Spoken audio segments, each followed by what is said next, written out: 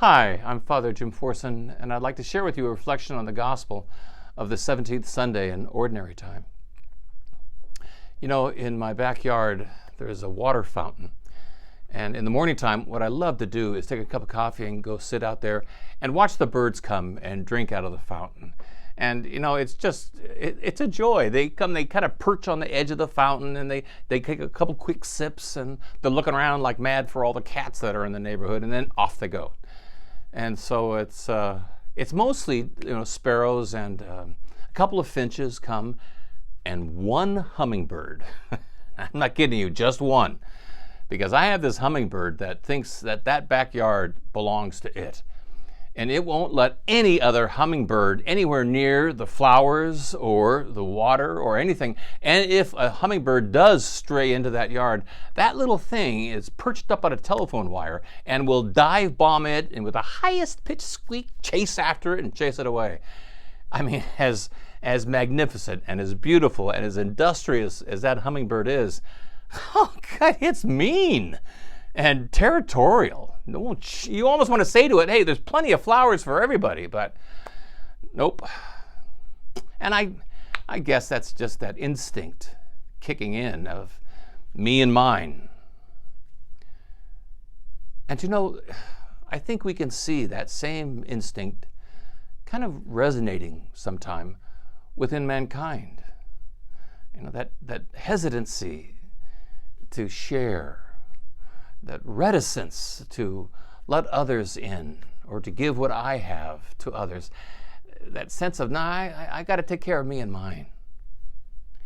We can see some of that in the gospel this Sunday, where Jesus is looking out at this vast crowd of people that have followed him and his disciples out into the desert, and they're hungry. And so, in ever so many words, Jesus says to his apostles, hey, how are we going to feed all these people?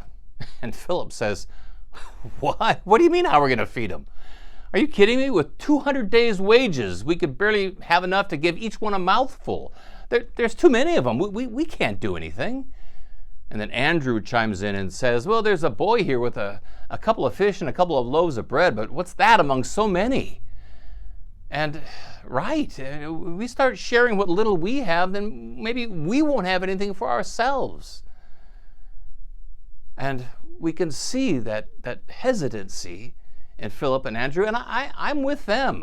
How do you feed this vast crowd of people? And in our own lifetime, our own generation right now, I was reading that almost 800 million people on the planet Earth go to bed hungry every night. Almost 1 billion people, and not just in Africa and Asia. I'm talking about America too. And how in the world are you going to be able to feed all those people?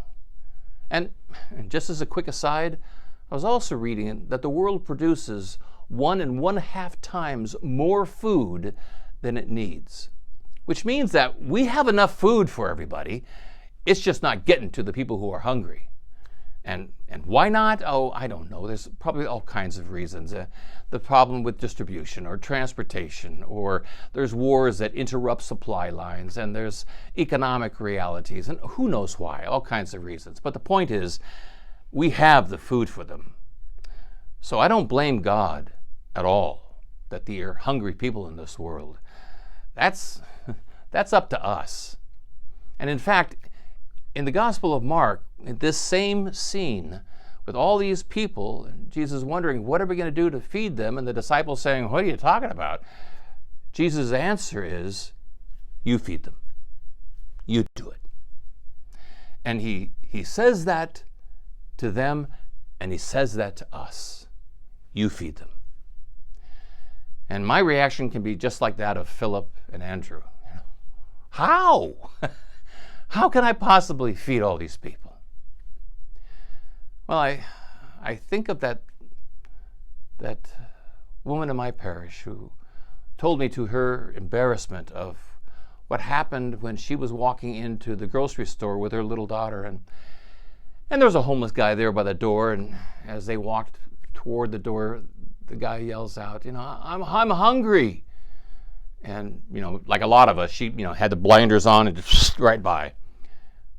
And she told me how embarrassed she was when her little daughter started pulling on her hand and saying, Mommy, he's hungry. We have to do something. And she felt so embarrassed because here her little daughter was acting in a more Christian fashion than she was. Jesus said, you feed him. Which means that we have to do something. I can't feed 800 million people, but we all can do something. And I can't fly over to Africa or Asia, but I can contribute to the organizations that are there and that are doing something about world hunger. I could do that. There are some very fine organizations like Doctors Without Borders or Catholic Relief Services, which is excellent. There's Concern America. There's many very fine organizations that are out there right now working every day feeding the poor. I could contribute to them.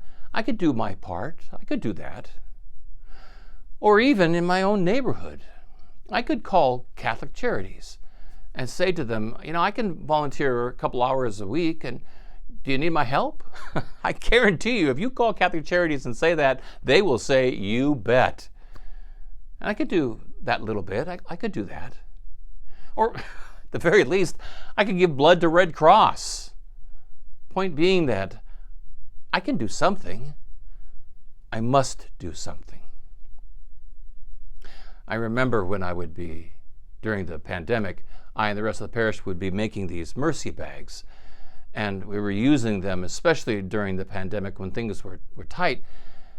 And I could do that too. The mercy bag would have in it like power bars and water and toiletries and things like that. And so when I'm driving through the streets, we get to an intersection and there's some guy there wanting money. And I don't like giving money, and I don't. But I could have a mercy bag in my car, and I could be able to hand that out. I could do that. We all could do something like that. And as we do that, what is so important is that we don't judge. The scripture says, give to the poor man when he begs. It doesn't say, so long as he is the deserving poor. The scripture doesn't distinguish between the deserving poor and the undeserving poor. And the temptation for us is to see some people and think, that guy looks like he could work for a living. I don't know if I'm going to give him any help. We don't get to judge the deserving from the undeserving. Scripture says, give to the poor man when he begs. So we just give. I remember one time I was walking into a CVS, and there's a guy sitting outside the door and said, hey, can you get me something to eat? And I said, what do you want? And he said, I want a Red Bull. I thought, what?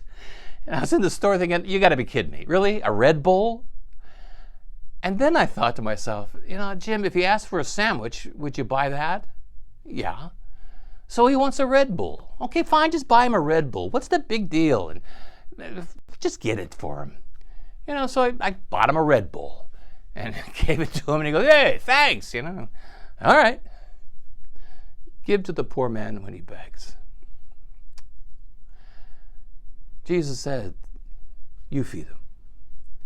And the gospel today tells us very clearly, we all had better follow that command of Jesus. I think we've all heard the words of the Baptist pastor, John Forbes, who wrote, no one gets into heaven without a letter of recommendation written by the poor. Do you ever worry if there's a letter of recommendation in heaven waiting for me when I die?